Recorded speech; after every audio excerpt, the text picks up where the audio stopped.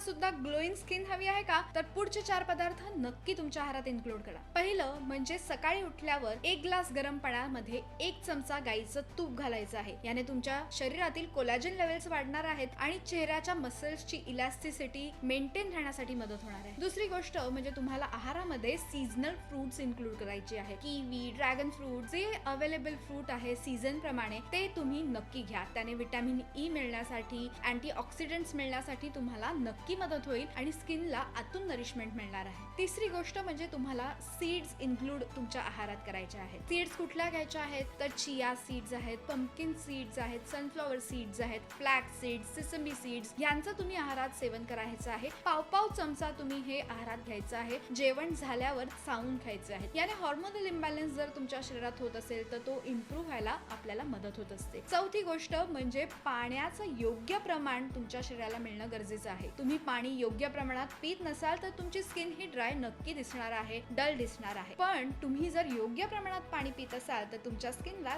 सुंदर असा ग्लो मिळणार आहे. तुम्ही सुद्धा या 4 टिप्स नक्की फॉलो केल्या तर ग्लोईंग स्किन तुम्हाला नक्की मिळेल. अशाच अनेक हेल्थ टिप्स साठी मला नक्की फॉलो करा.